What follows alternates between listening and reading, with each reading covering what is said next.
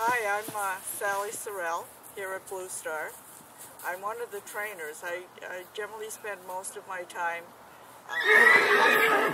training the babies. And last week I had to have some minor hand surgery. And when I get into an uncomfortable situation, I always go to my happy place. And my happy place is always with the horses.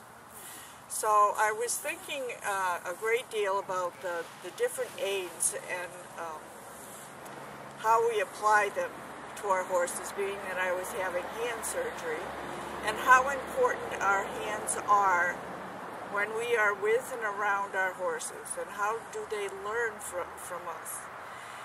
And here at Blue Star we have a lot of horses that come in under unknown circumstances and training, and so in trying to figure out where they are, when we put our hands on them, they tell us a great deal. And that goes from just getting close to them and touching them with our hands, or driving and or riding them to see what kind of training that they've had in the past.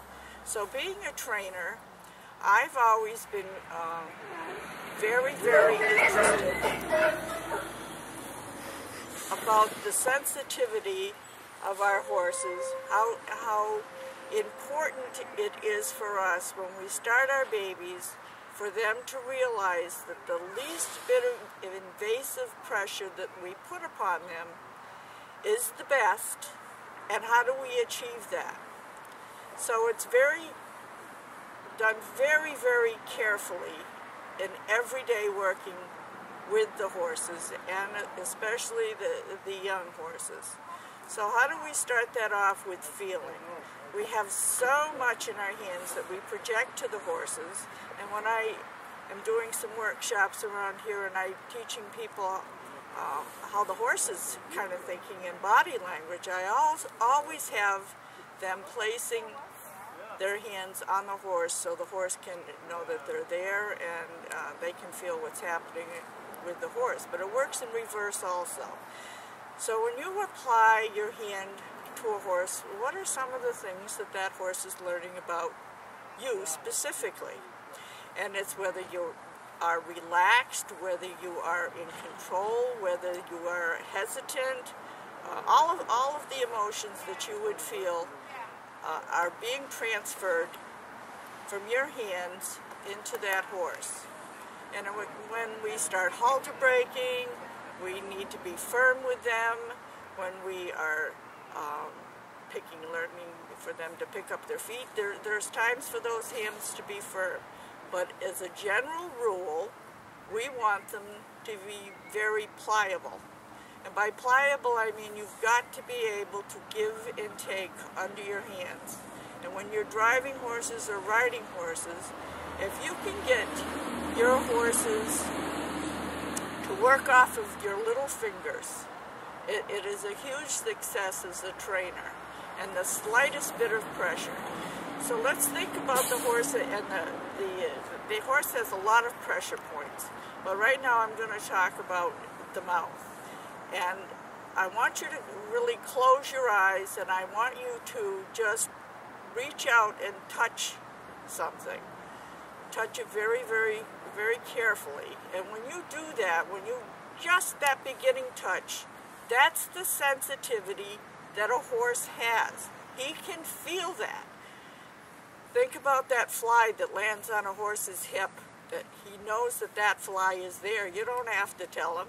He knows that it's there. So with that very first touch, you are transferring all kinds of information to your horse. And they want to do everything that they can to please us. And they are so gentle and so wise. They don't do anything back to us that is going to hurt us to begin with. If you give them the opportunity to be the loving animal that has been created, you are going to have just a wonderful experience being around that horse. So how do you teach that to somebody? Well, when I was a youngster, And I was trying to figure out some of these things on my own because I couldn't find any information in books, and knowledge wasn't just out there like it is today. So I tried to figure out a lot of things on my own, and a lot of the stuff that I did in my training before I even laid my hands on a particular horse was to shut my eyes. And I would reach out with my hands, and I would feel that way, so that I would be aware of a horse's sensitivities and how much pressure I really needed to get this information across. And you don't need a lot of pressure at all.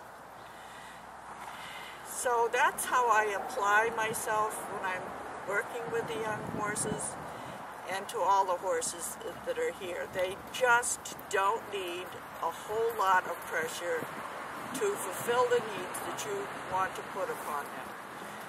The hard part that comes here at the farm for some of the driving horses is that they've had such great big men working with them, and the men have a tendency of leaning back with their bodies and putting their hands into those lines and putting probably a little more pressure than one needs to. Also with the kids that are learning to ride, although this isn't a riding facility, it's a driving facility. Even with the kids that are first learning to ride, they want to use their hands for balance.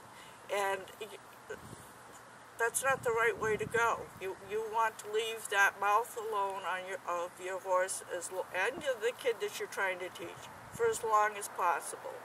And then you develop all of the different techniques through a really good teacher. Find yourself a really schooled equestrian when you are interested in being with horses on more than any level than just looking at them. There's a lot of questions that can be answered, a lot of different circumstances come up, and you'll learn through experience that besides your voice, besides your body language, the next one in line is your hands. So good luck with what you want to do with your horses, and remember, the less that you have to do, the better that you both are. And good luck.